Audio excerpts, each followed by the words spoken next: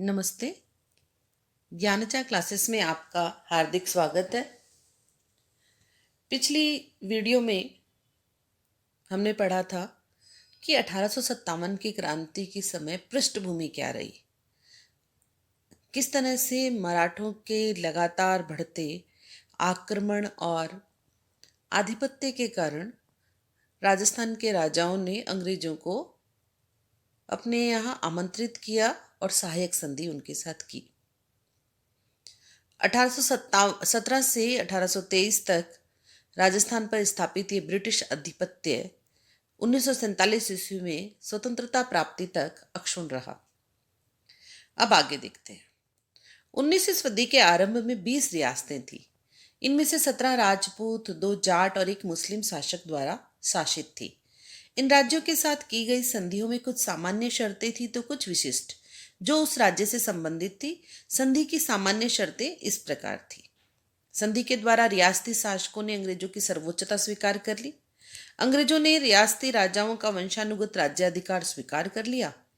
अंग्रेजों ने बाहरी आक्रमण से प्रत्येक राज्य की सुरक्षा करने और आंतरिक शांति एवं व्यवस्था बनाए रखने में सहायता का आश्वासन दिया। संधि करने वाले प्रत्येक राज्य में एक अंग्रेज पॉलिटिकल एजेंट रखना तय किया गया।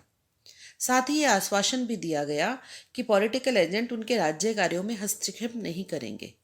ब्रिटिश संरक्षण के बदले रियासती शासकों को अपनी विदेश नीति अंग्रेजों को सौंपनी पड़ी और अपने आपसी विवादों को अंग्रेजों की मध्यस्थता हेतु प्रस्तुत करने का वादा करना पड़ा। आवश्यकता पड़ने पर रियासती शासक अपने राज्यों के समस्त साधन अंग्रेजों के सुपुर्द कर देंगे। अंग्रेजों को वार्षिक खिराज देने संबंधी धारा सभी राज्यों की संधियों में अलग अलग थी। खिराज की राशि निर्धारित करने के लिए मराठों को दिए जाने वाले खिराज को आधार बनाया गया था। ब्रिटिश संरक्षण स्वीकार करने के फलस्वरूप राजस्थान के रियासती नरेशों को सुरक्षा तो प्राप्त हुई, पर उन्हें अपनी स्वतंत्रता खोनी पड़ी और यहीं से बीज जो है वो पनपा 1857 की क्रांति का। लेकिन हम ये नहीं कह सकते कि ये केवल राजाओं का या नरेशों का ही 1857 की क्रांति का विद्रोह था। इसमें आम जनता भी सम्मिलित थी। वीडी सावरकर के शब्दों में कि यह भारत का पहला स्वतंत्रता आंदोलन था।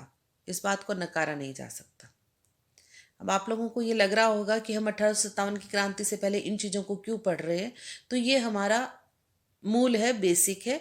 अगर हम इन छोटी छोटी चीज़ों के बारे में नहीं जानेंगे तो हम 1857 की क्रांति को अच्छी तरह से नहीं समझ पाएंगे। रटकर किसी चीज को कंठस्थ करने के बजाय अगर हम उसके कंसेप्ट को समझें तो ज़्यादा उचित रहेगा। अब आगे देखें। उपयुक्त संधियों का राजस्थान के राज्यों पर बहुत ही प्रभाव पड़ा।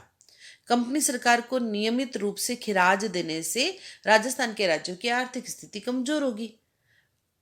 पॉलिटिकल एजेंट राज्य में व्यवस्था बनाए रखने के नाम पर निरंतर हस्तक्षेप करने लगे। शासन कार्यों और अधिकारों में आई कमी के कारण राजा शासन संबंधी कार्यों के प्रति उदासीन रहने लगे। ऐसी परिस्थितियों में ब्रिटिश पॉलिटिकल एजेंट राज्य में तानाशाह बन गए। कंपनी द्वारा खिराज वसूल करने के अलावा समय समय पर कई खर्च बलात् थोप दिए जाते थे। अंग्रेजों ने राज्यों के आर्थिक साधनों पर भी अधिकार करने का प्रयास किया।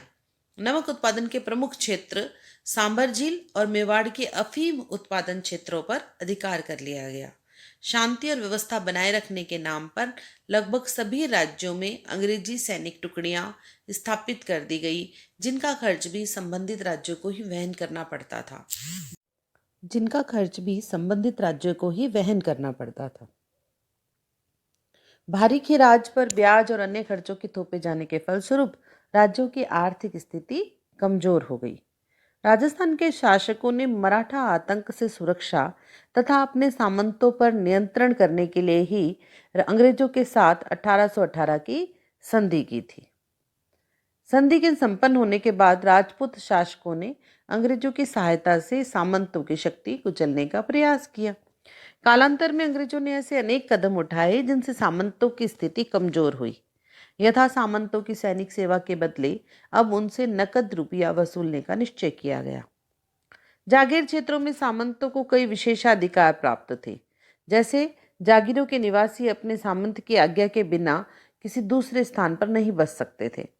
सामंत व्यापारी से राहदारी और दाना पानी आदि वसूल करके उसके बदले व्यापारियों को सुरक्षा प्रदान करते थे। ये शुल्क थे, ये कर थे एक तरह से, दाना पानी और राहदारी। इनके इन विशेषाधिकारों को समाप्त कर दिया गया। 19वीं सदी के पूर्वार्ध तक जागीर क्षेत्र का नेतृत्व सामंतों के पास था तथा समाज में उनकी प्रतिष्ठा भी बढ़ी चढ़ी थी। किंतु 19वीं सदी के अंत तक जागीर के क्षेत्रों में सामंतों के नेतृत्व में कमी आई। अब वे उतने प्रभावशाली नहीं रहे। अंग्रेजों ने डूंगरपुर के शासक जसवंत सिंह को गद्दी से हटाकर प्रतापगढ़ के शासक के पुत्र दलपत सिंह को वहीं का शासक बना दिया। इससे वहां की जनता में ब्रिटिश सरकार के प्रति घृणा उत्पन्न हो गई। इस प्रकार जब अंग्रेजों ने जयपुर की राजमाता भटियाणी को अधिकारच्युत करने का प्रयास किया तो वहां के लोगों ने क्रोधित होकर कप्तान ब्लैक की हत्या कर दी। कोटा में अंग्रेजों ने तत्कालीन महाराव किशोर सिंह के विरुद्ध रियासत के फौजदार जालिम सिंह के दावों का समर्थन किया, जिससे कोटा के हाड़ा राजपूत अंग्रेजों के विरुद्ध हथियार लेकर खड़े रहे। अलवर और भरतपुर रियासतों ने अंग्रेजों ने हस्तक्षेप कर वहां अवयस्क राजकुमारों को गद्दी पर बैठा दिया, क्योंकि शासक के अवयस्क होने की स्थिति में अंग्रेजों को राज्य के प्रशासन पर अपना नियंत्रण करने का अवसर मिल जाता था। जोधपुर के महाराजा मान सिंह भी ब्रिटिश सरकार के घोर विरोधी थे। उनके प्रयत्नों से अन्य रियासतों में भी ब्रिटिश सत्ता के विरुद्ध असंतोष पनपने लगा। अब एक महत्वपूर्ण जो टॉपिक, एक पॉइंट